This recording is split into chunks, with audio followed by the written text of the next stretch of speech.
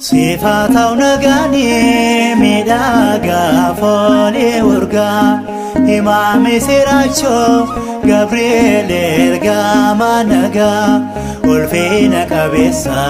Mutu nagan garapo Ifa fanno warke midaga ya gugeko Ulfina kabisa Mutu nagan garapo Ifa fanno warke midaga ya gugeko Sifatau nagani midaga fole urga Imam siracho Gabriel ergama naga Ulfina kabisa Mutu nagan garapo Ifa fanno warke midaga ya gugeko Ulfina kabisa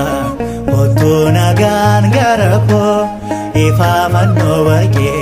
midaga ya gugeko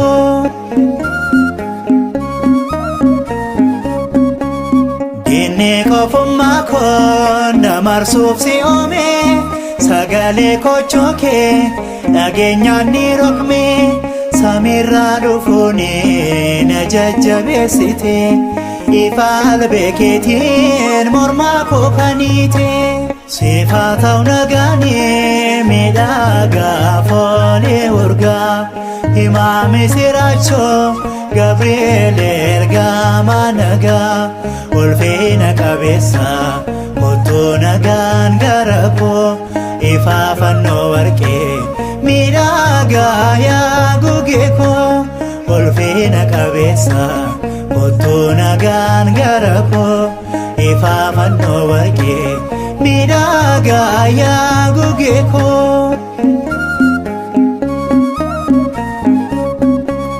Magala ergamota ramarra qubata Fula waaqa dura galataaf dhaabbata Hamootiin baatani mifa fuula keeti Lallabaa misraachoo fulfina waaqaati Sifatau nagani midaga fole urga Imam siracho Gabriel ergama naga Ulfina kabisa Mutu nagan garapo Ifa fanno warke midaga ya gugeko Ulfina kabisa Mutu nagan garapo Ifa fanno warke midaga ya gugeko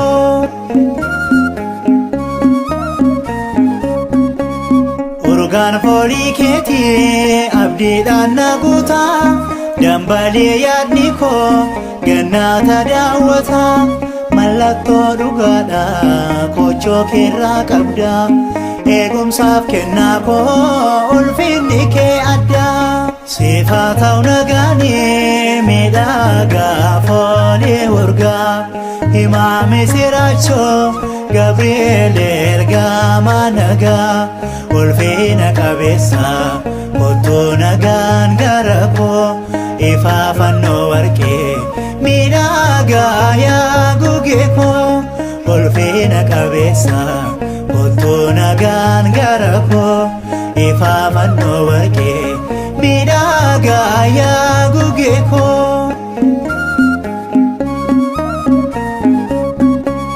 Si'ifa jejama abiddi bobani Gabriel lameera albeen kee tuqnaani Kanaafan si waama marras dafii kottu Leeyya'ee seexanni abdiisaa kutatu Sifatau nagani midaga fole urga Imam siracho Gabriel ergama naga Ulfina kabisa Mutu nagan garapo Ifa fanno warke midaga ya gugeko Ulfina kabisa Mutu nagan garapo Ifaa fannoo warqee miidhagaa yaa gugee koo.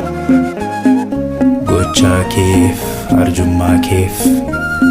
galanniif ulfinni guddaan ol teessoo kee Aariyaamee irratti